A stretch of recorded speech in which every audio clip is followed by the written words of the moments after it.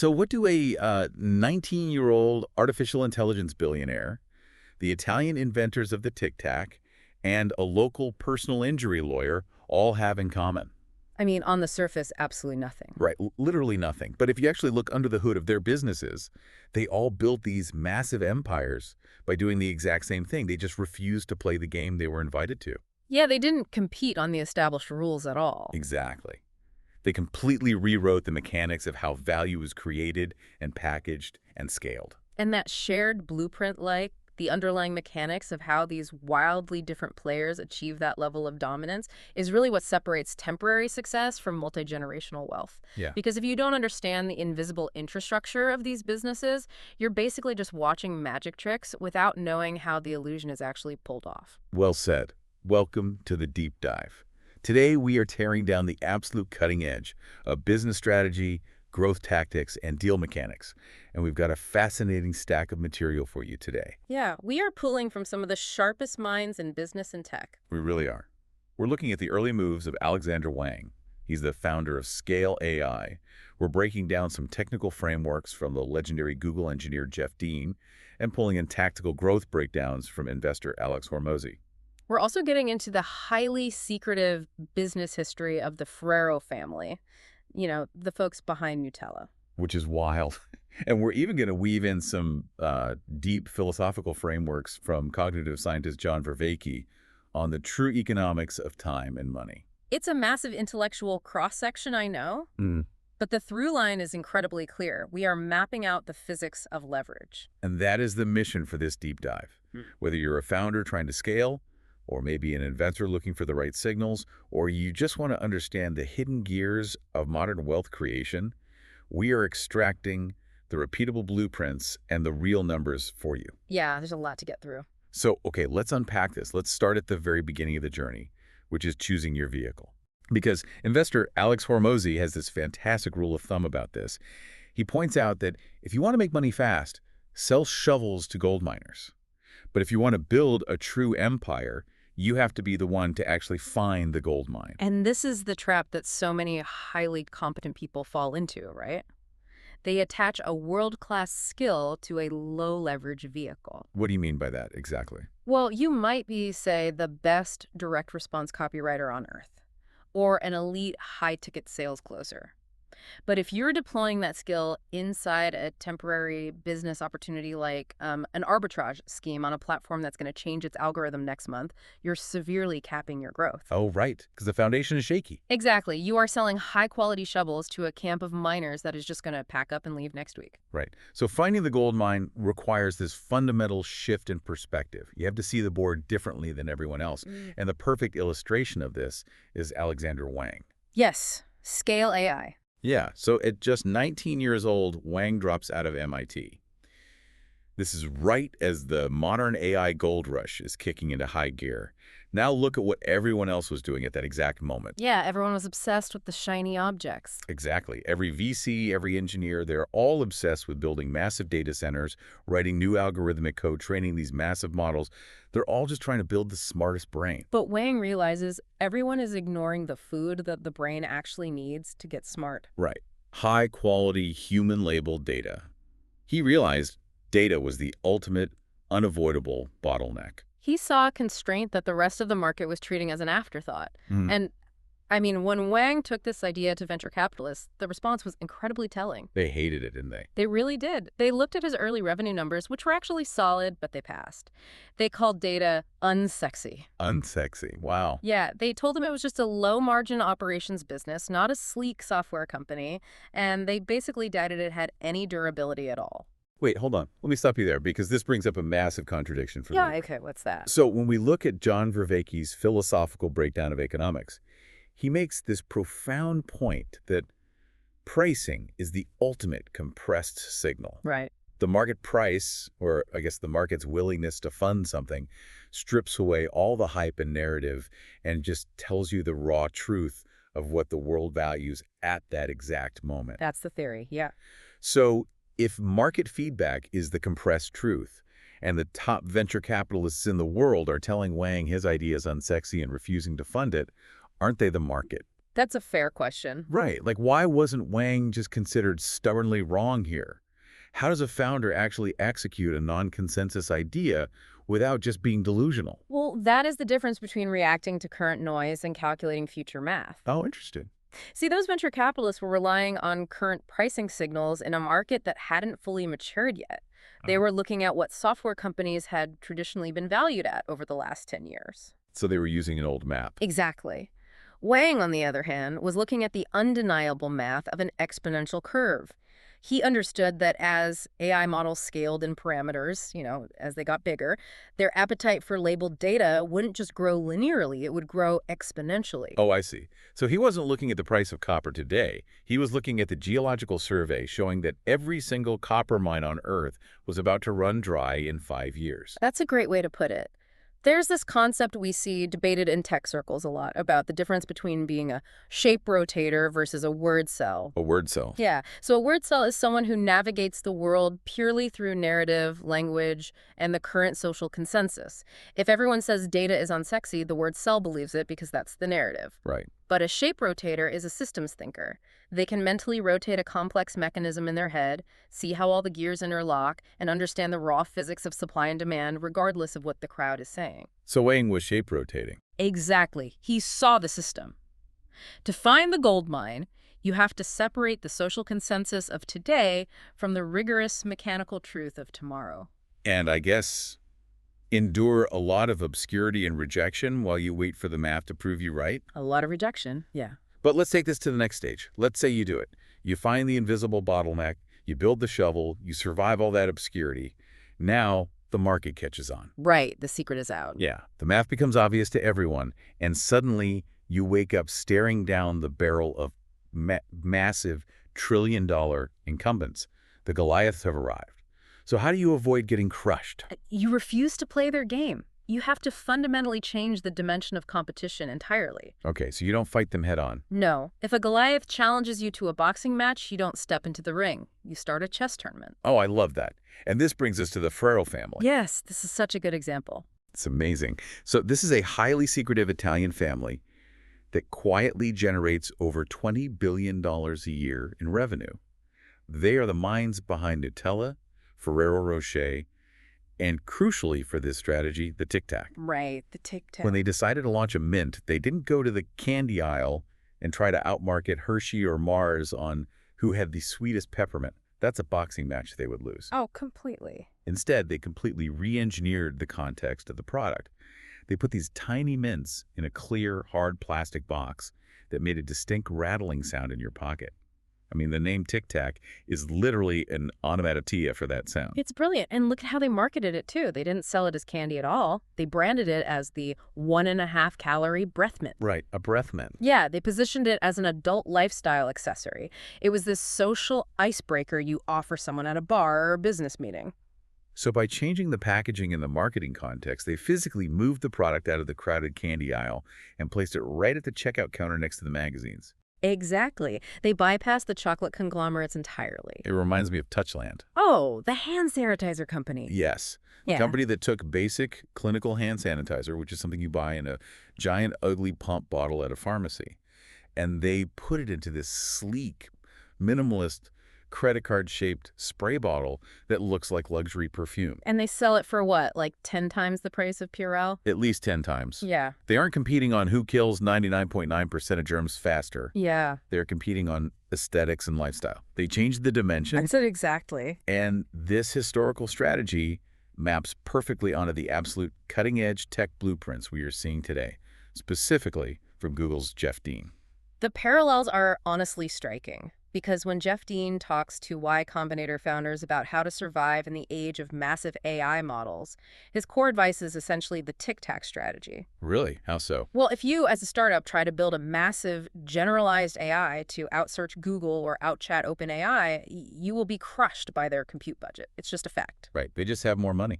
Exactly. Instead, startups win by finding highly specific domains where those general models fail, or where they hallucinate. So you don't build a brain that knows a little about everything.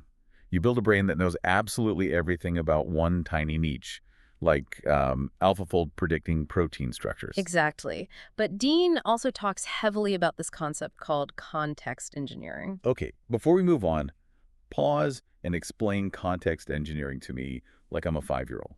Because it sounds complicated. What does that actually mean for a business? Sure. So imagine you have a brilliantly smart intern who just graduated from Harvard, Okay. but they know absolutely nothing about your specific company.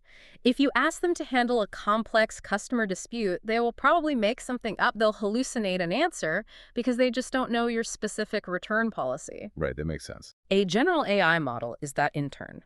Context engineering is the process of building an automated system that intercepts the customer's question, runs to your company's proprietary filing cabinet, pulls out the exact page of your specific return policy, and hands it to the intern right before they speak. Oh, wow. Yeah, you are engineering the context so the AI can perform a highly specific task flawlessly using tools and data that Google and OpenAI simply don't have access to. So you are basically wrapping the raw power of AI in your own proprietary packaging. Exactly.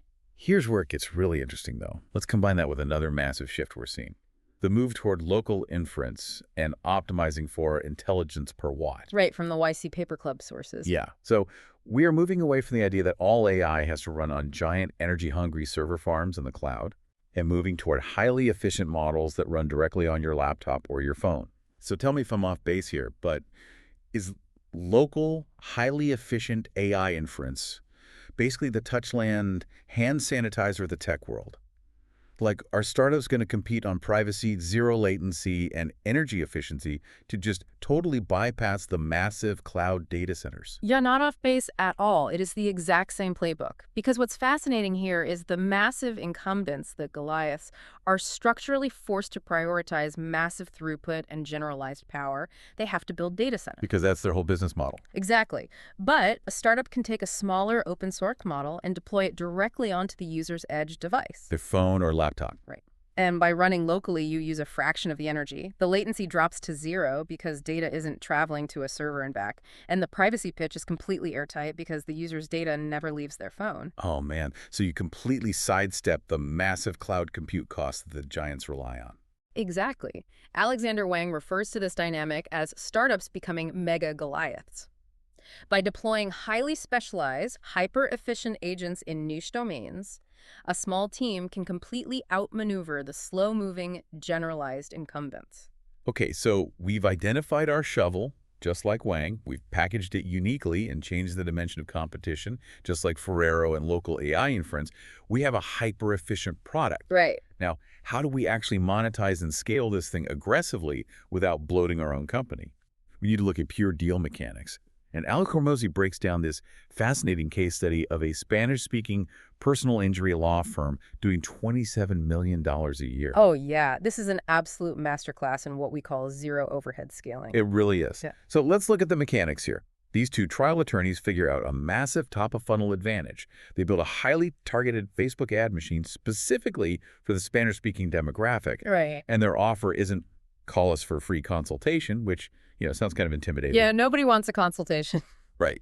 Their offer is Domingo Familia Sunday Family. It's just an invitation for free, casual FaceTime with a lawyer on a Sunday. Which is brilliant. It is. It lowers the friction, it builds incredible trust, and it converts like crazy. They have more clients than they know what to do with. Now, they want to take this firm national. And normally going national in a service business is just a logistical nightmare. Right. The traditional playbook is brutal. You have to sign 10-year commercial leases in 5 new cities. You have to hire junior partners, buy mahogany desks, set up HR departments, and take on massive financial risk before you've even signed a single client in that new zip code. But these guys do none of that. None of it. They completely separate the acquisition of the customer from the fulfillment of the service. Exactly. How do they do it? They look for existing established law firms in those target cities, firms that already have the desks, the lawyers, and the infrastructure, but have empty capacity because they are terrible at marketing.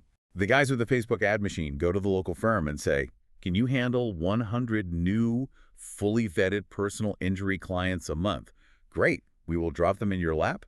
You do all the legal work, In exchange, we take a straight 50% split of the fees. It's incredible. They centralize the marketing engine and they completely decentralize the fulfillment. But let's stress test this for a second. Let's go back to John Vervaeke and the philosophy of economics. Okay. Because Vervaeke talks about how the invention of money solved the double coincidence of wants. Before money, if I had a surplus of apples and I wanted a pair of boots, I had to wander around until I found a bootmaker who specifically wanted apples. Right, which was wildly inefficient. Exactly. So money stepped in as the universal intermediary.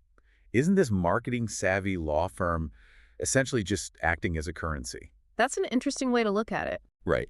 They're brokering a transaction between excess client demand and excess lawyer supply.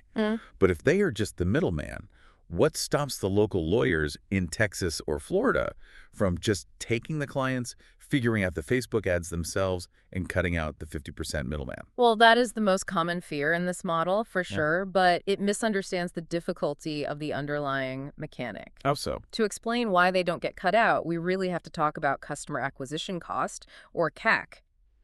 What this marketing firm has achieved is a massive arbitrage on CAC. Pause right there. Explain CAC arbitrage for the listener who isn't living in ad manager dashboards all day. Of course. Customer acquisition cost is simply how much money you have to spend on marketing and sales to get one paying customer. Okay, got it. The local law firm might be incredible at arguing in court, but their CAC is astronomically high because they rely on billboards or expensive TV spots. Oh, sure. The marketing firm, through years of testing, data collection, and building that Domingo Familia brand equity, has driven their CAC down to the floor. The local firm won't cut them out because building that digital acquisition engine from scratch requires a completely different skill set than practicing law. It requires burning millions of dollars in ad spend just to learn what actually works. Right. The marketing firm owns the proprietary data, they own the pixel tracking, and they own the brand trust. They own the faucet. Wow. So think about the business you work in right now. Who is currently paying the rent, paying the salaries, taking on all the operational risk, but letting someone else completely control their customer pipeline? Exactly. Because the one who controls the pipeline extracts the most value. Once you master distribution, the actual product almost becomes secondary. Which, funny enough, connects right back to the Ferrero family. Oh, how so? Well, later in their history, Ferrero actually stopped trying to invent new candies from scratch. They just went out and acquired legacy brands like Butterfinger. Really? I didn't know that. Yeah. Once you have built an unparalleled global distribution machine and supply chain, you just roll up existing assets and plug them into your hyper-efficient pipeline. That is so smart. Okay, so the mechanics of the deal are brilliant, but we have to address the human element here. You can have the best strategy, the perfect packaging, and the ultimate zero overhead scaling model. Right. But executing all of it requires a level of ruthless focus and stamina that most people simply don't possess. Yeah, absolutely. Which brings us to the human capital advantage. Why do some founders pull this off seamlessly while others just burn out? Well, our deep dive materials highlight the compounding nature of time here, specifically focusing on a period called the golden window. Right. From the My First Million sources. Exactly. This is the window roughly between the ages of 6 and 16, where the human brain is uniquely primed for hyperspecialization if it's given the right exposure. Yeah, we see it with Lamine Yamal moving to a professional soccer academy at age 7, or Bill Gates having unlimited free access to a university computer lab when he's just a kid. Right. And Alex Hormozi translates this biological window into a business principle for young entrepreneurs. What does he say? He argues that when you are young, your primary objective shouldn't necessarily be maximizing immediate cash flow. Your goal is to build a stack of undeniable proof that you are exceptionally competent. Because youth acts as an insane multiplier on your reputation. Exactly. Like if a 50-year-old executive builds a $10 million company, the market respects it, but it's somewhat expected. Right. It's just a good career. Yeah. But if a 19-year-old does the exact same thing, it makes global news. That early success acts as an accelerant. It gives that 19-year-old access to elite mentors, vastly cheaper capital from investors, and really powerful networks. And then the compounding effect of reputation takes hold decades earlier than average, putting them on a completely different trajectory. But while that intense technical obsession during the golden window is crucial for getting off the launch pad, we see this fascinating paradox when you look at the absolute pinnacle of wealth creation. Oh, this is the perfect way to wrap this up. We have to talk about the story of the highly secretive financial services billionaire. Yes. This is a founder who runs one of the most sophisticated, highly profitable firms on the planet. I mean, generating tens of billions in profit. It's massive. The firm utilizes ultra-advanced AI trading systems and algorithmic models that most people can't even comprehend. But when this founder was asked to share his core secret to business success, he didn't talk about quantum computing or latency arbitrage or neural networks. No. His secret was basically Dale Carnegie 101. Yeah. He said his ultimate advantage was making people feel genuinely important, just being intensely, authentically curious about the human being sitting across the table from him. So what does this all mean? I have to admit, when I first read that, I was confused by the tension there. How so? Well, in one breath, we are talking about Jeff Dean envisioning autonomous AI agents running for weeks on end, writing complex software code across different languages with zero human intervention. Right. And in the next breath, the ultimate apex predator business weapon wielded by a multi-billionaire is just being a genuinely nice, curious person. How do those two realities exist in the same blueprint? Well, if we connect this to the bigger picture, it actually resolves perfectly when you look at the trajectory of technology. Okay, lay it on me. So AI, autonomous agents, hyper-efficient compute, these tools are miraculous at optimizing the micro-feedback loops of a business. They can parse the massive data sets, they can write the boilerplate code, they can execute the trading algorithms way faster than a human ever could. Right, they do the math. But because software scales infinitely, the execution of those tasks becomes commoditized. Everyone will eventually have access to them. And when execution is commoditized, it loses its premium value in the market. Oh, I see. So if the AI is doing all the logical heavy lifting, what is actually left for the founder? Vision and taste. Taste. Yeah, knowing which problem is actually worth solving. Having the taste and the foresight of an Alexander Yang to see the data bottleneck, that is unautomatable. Right. And more importantly, human trust is unautomatable. You cannot prompt a large language model to make a highly skeptical, defensive human being feel truly seen, respected, and safe during a high-stakes negotiation. Man, that's so true. The billionaire wins because he takes the highest leverage shovel ever invented, AI algorithmic trading, and pairs it with the most scarce resource on Earth, the ability to build deep, authentic human relationships. The execution is automated. The trust is purely human. That is an incredible synthesis. So we promised you the blueprints today, and here's the architecture we've extracted for you. First, you have to find the missing shovel. Look past the current noise and find the structural bottleneck, just like Wang did with data. Yep. Second, when the Goliaths arrive, don't fight them on raw power. Change the dimension entirely, whether that's putting a mint in a rattling plastic box or deploying hyper-efficient local AI inference to bypass the cloud. Exactly. Third, scale through arbitrage. Find the empty capacity in your market, centralize the customer acquisition, and take a split with zero overhead. And finally, compound your human capital. Build undeniable proof as early as possible and recognize that as technology handles the logic, your humanity handles the trust. Which leaves us with one final, provocative thought to consider. Let's hear it. We discussed the idea of intelligence per watt, trending towards zero.